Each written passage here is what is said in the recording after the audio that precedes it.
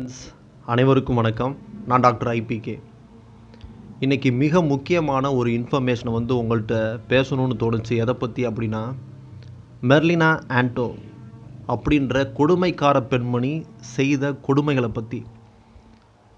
அப்பாவி தலித் சிறுமி அந்த பெண்ணை வறுமையின் காரணமாக வேலைக்கு அனுப்புகிறாங்க.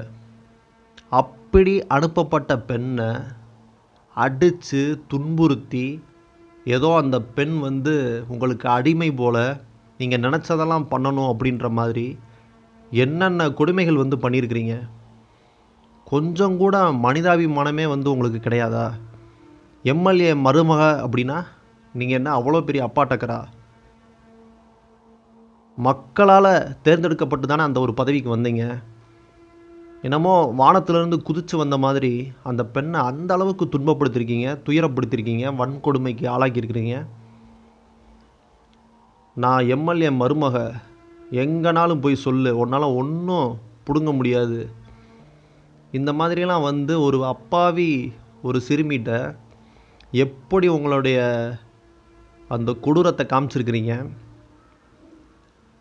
குடும்ப வறுமை காரணமாக வேலைக்கு அனுப்புகிறாங்க. அவங்க அப்பா மனநலம் பாதிக்கப்பட்டு ஓடி போயிட்டார். அவங்க அம்மா, அது போக ஒரு தம்பி இருக்கிறான். குடும்ப வறுமையின் காரணமாக அந்த அப்பாவி தலித் சிறுமியை வேலைக்கு அனுப்புனா என்னென்ன பண்ணியிருக்கிறீங்க.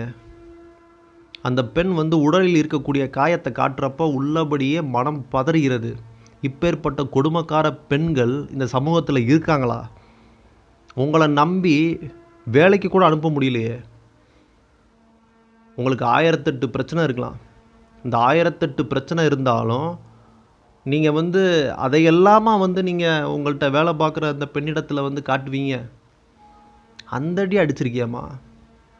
அப்படி என்னம்மா அந்த பெண் உனக்கு பாவம் பண்ணுச்சு, உனக்கு துரோகம் பண்ணுச்சு? கையில் பார்த்தா அடி, கழுத்தில் பார்த்தா அடி, நெத்தி வீங்கியிருக்கு, முகத்தில் சில இடங்களில் கீறி வச்சிருக்கிற. ஏம்மா நீ என்ன பைத்தியக்காரியா?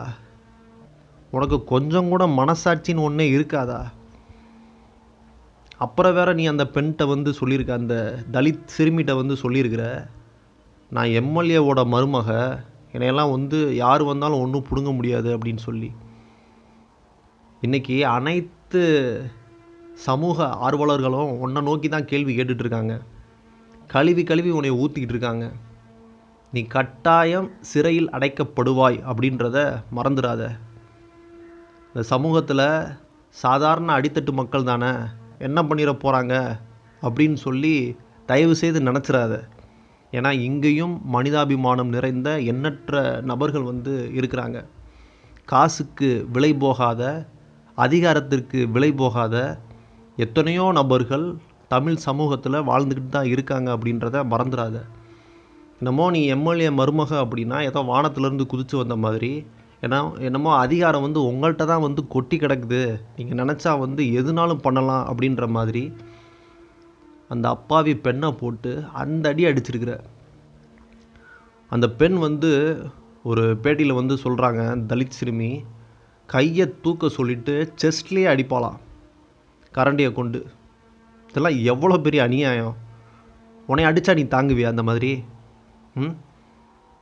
இப்போ ஹேர் ட்ரையரை வச்சு சூடு வச்சுருக்கிற, கரண்டியை கொண்டு அடித்து வீடு ஃபுல்லாக ஓட விட்டு அடிச்சிருக்கிற, பல முறை நெஞ்சில் ஏறி மிதிச்சிருக்கிற.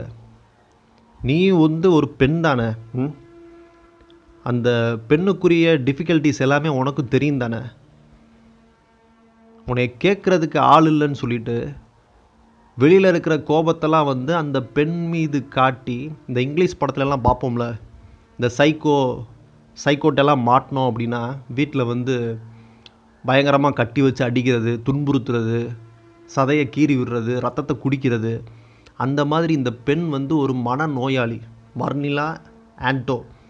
மெர்லின் ஆண்டோவா இல்லை மர்லினா ஆண்டோவா அப்படின்றது அந்த பெயர் தெரில. ஒவ்வொரு சேனல்லையும் ஒவ்வொரு மாதிரி சொல்கிறாங்க. ஆனால் அந்த பெண்மணி அவ்வளோ துன்பப்படுத்தியிருக்கிறா அந்த தலித் சிறுமியை. இன்றைக்கி எவிடன்ஸ் அமைப்பு அந்த பிரச்சனையை கையில் எடுத்துட்டாங்க. ஸோ கண்டிப்பாக இதற்கு நீதி கிடைக்க வேண்டும். அவரும் அந்த பெண்மணியும் அவரை சார்ந்த குடும்பத்தினரும் கண்டிப்பாக கைது செய்யப்பட வேண்டும். அந்த மர்லினா ஆண்டோ ஒரு ஆடியோ ஒன்று வெளியிட்டிருக்காங்க. இந்த பெண் வந்து வரப்போ லெட்டர் எழுதி வச்சுட்டு வந்திருக்கும் போல். அதை பார்த்துட்டு இந்த அம்மா வந்து ஃபீல் பண்ணி அழுகிற மாதிரி ஒரு ஸ்டேட்மெண்ட்டை வந்து கொடுக்குறாங்க. ஏம்மா, நீ எங்களைனாலும் எப்படினாலும் சொல்லலாம், ஆனால் என் மாமனார் எம்எல்ஏ என்ன பண்ணார்? அவர் பொது வாழ்க்கைக்கு வந்து எத்தனையோ பல விஷயங்களை கடந்து வந்திருக்கிறாரு. அவரை போய் இப்படி இழிவுபடுத்திட்டியே, ஏன் வந்து அதை அவரோடு சேர்ந்து சம்மந்தப்படுத்திட்ட அப்படின்னு சொல்லி அந்த பெண்மணி வந்து பேசியிருக்கிறாங்க. அவங்க கொடுத்த ஆடியோவில் நான் இந்த மாதிரி எந்த ஒரு தவறும் பண்ணலை அப்படின்னு சொல்லி அந்த பெண்மணி சொல்லலை. ஏம்மா என் மாமனாரை இழுத்து விட்ட அப்படின்னு சொல்லி கேட்குது. அந்த பெண்ணுடைய வாய்ஸ்லேயே வந்து தெரியுது அந்த பெண் வந்து எவ்வளோ பெரிய கொடுமைக்காரியாக வந்து இருந்திருப்பா அப்படின்னு சொல்லிட்டு. ஏங்க, அந்த ஒரு பெண்ணை வந்து அரட்டுறதுக்கே யோசிப்பாங்கங்க. அப்படித்தாங்க நான் வந்து பல குடும்பத்தில் வந்து பார்த்துருக்கேன். என் குடும்பத்துலேயும் அப்படித்தாங்க பார்த்துருக்குறோம். இந்த பெண்மணி பார்த்தீங்க அப்படின்னா அந்த அடி அடிச்சிருக்கிறா. யாராவது ஒரு வயதுக்கு வந்த பெண்ணை கையை தூக்க சொல்லி மார்பில் கரண்டியை வச்சு அடிச்சிருப்பாங்களா? இல்லை சொந்தக்காரங்க வராங்க அப்படின்னா ட்ரெஸ்ஸை ஃபுல்லாக கழட்டி அந்த பெண்ணை வந்து மானவங்கப்படுத்தியிருப்பாங்களா? இந்த பெண், இந்த எம்எல்ஏ மருமகள் கண்டிப்பாக கைது செய்யப்பட வேண்டும். அது மட்டும் இல்லாமல் அந்த பெண்ணுடைய குடும்பத்தார் யாரும் இந்த பெண்ணை வந்து துன்புறுத்தியிருந்தாங்க அப்படின்னா அவர்களும் கைது செய்யப்பட வேண்டும்.